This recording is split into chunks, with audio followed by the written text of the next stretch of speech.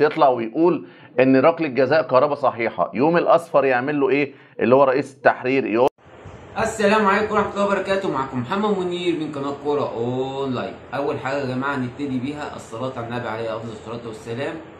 تاني حاجة جايبين فيديو أحمد أسامة وهو بيتكلم عن انسحابنا من دوري السوبر ليج، وبعد كده جايبين بقى غسيل ومكوى للواد الأصفر والهجاص، وبعد كده جايب لكم فيديو محمد فاروق وهو بيتكلم عن خناقه امام عاشور ومحمد الشناوي. نروح نشوف الفيديوهات ونرجع نعلق عليها تاني.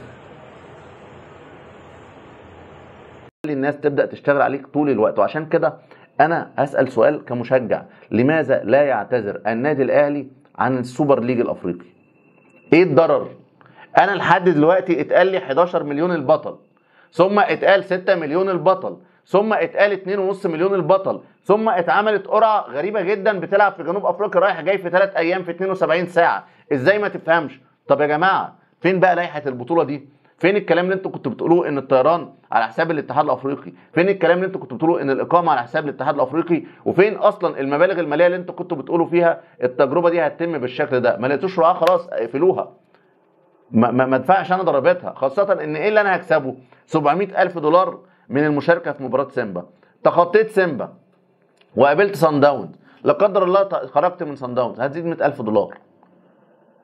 لكن تعالى بقى بص اللي انت هتروح له في قصه انك تلعب سيمبا بعد 3 ايام من المعسكر او التوقف الدولي. هنرجع نعيد تاني القصه دي؟ لا، لازم وقفه هنا من الاهلي، ولازم وقفه معاه من الاتحاد المصري، لان انا النهارده الازمه ما بقتش اهلي بس. طب هنقعد كل مره مع الاتحاد المصري هيقول لي اسيب لك لعيبتك اللي المفترض في مباراه بين مصر والجزائر يوم 17، والمحاولات لتقديمها يوم 16 او 15، وهتكون في دوله عربيه.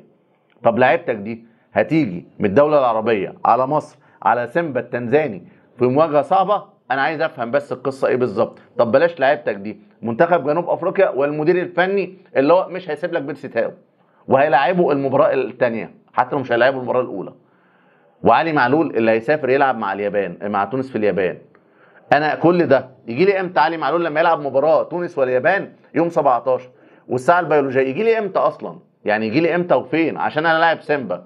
طب ليه انت ما بعتليش لائحه حتى الان؟ لا، انا شايف اعتذر، مش عايز البطوله دي اللي هتسبب لي مشاكل وتعرضني لازمات وتدخلني اصلا البطوله في توقيت غير مناسب ليا، وفي توقيت غير مناسب اصلا للفرق الافريقيه من وجهه نظري. بس انا الاكثر ضررا، انا عندي 10 لاعبين في المنتخبات. انا افضل كل مره وكل مباراه مهمه اجي الاقي نفسي بعد 72 ساعه من التوقف الدولي؟ ازاي يعني؟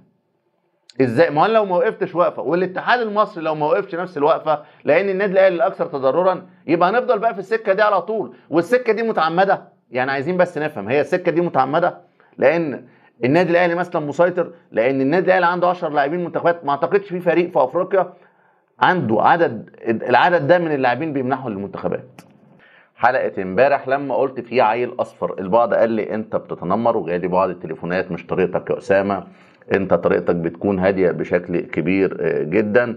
قلت لهم يا جماعه القصه ان هذا الشخص من وجهه نظري هو شخص بيسيء دائما وابدا، بيتحدث عن اعلام النادي الاهلي وكانهم لجان وكانهم يعني اعلام سكريبت، بيتحدث عن جماهير النادي الاهلي ويصف البعض منهم بالكلاب. وطبعا ده اقل شيء ممكن يتقدم ان انت تقول ان هو عيل اصفر. انت هنا لا تنمرت لا على شكله ولا على لبسه ولا على اي حاجه تخصه، انت بتتنمر على فكره الاصفر، الفكر السماوي اللي كان بادئ من زمان جدا، منذ كان صحفي ثم رئيس تحرير حاول يفتعل مشكله ما بين نجوم النادي الاهلي وكذبوه نجوم النادي الاهلي، ولدرجه ان الاعلامي الوحيد اللي لما قال الاعلامي اللي تذكر موقف وحيد هو حاسس ان هو ندمان عليه كان موقف بسبب هذا الشخص الاصفر اللي الحقيقه مستمر في توجيه يعني احد من ارتدوا تيشرت النادي الاهلي لنفس منطقه الصفار. ازاي؟ اقول لك انا ازاي.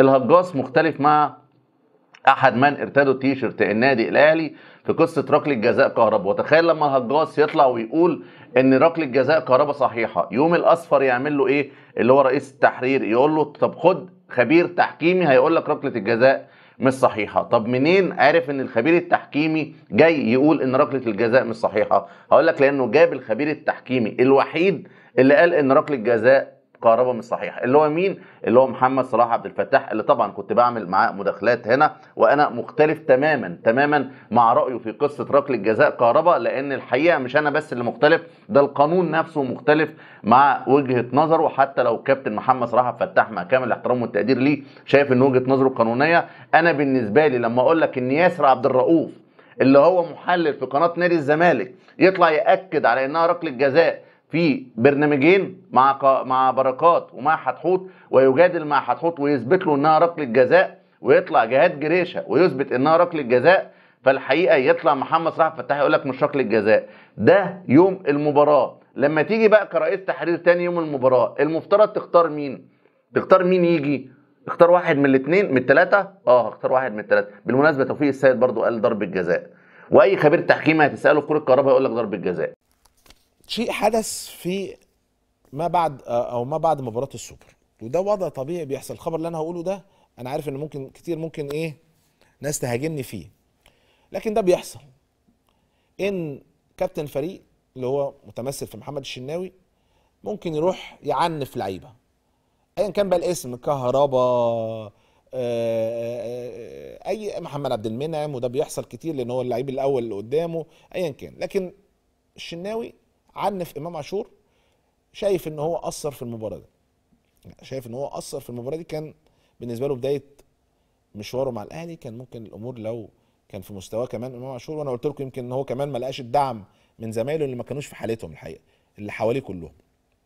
وبالتالي يعني الشناوي راح لامام عاشور وابتدى يعني يقول له يعني على المستوى الفني ما كانش جيد. امام قال له ما حدش كلمني، انا فيا اللي مكفيني. ده النص يعني اللي اتقال بشكل من امام عاشور. وكان طبعا يعني ده بيحصل، انا من وجهة نظري ان ده بيحصل مع كل اللعيبه، ما فيهاش مشكله خالص. لكن في الاخر انا ككابتن فريق من حق ان انا اروح واقول للعيب انا شايفه ان هو لعيب كبير او لعيب كان ممكن يكسب الفريق، ان انت قصرت في حق الفريق النهارده. وده ممكن يكون حصل من الشناوي لامام عاشور.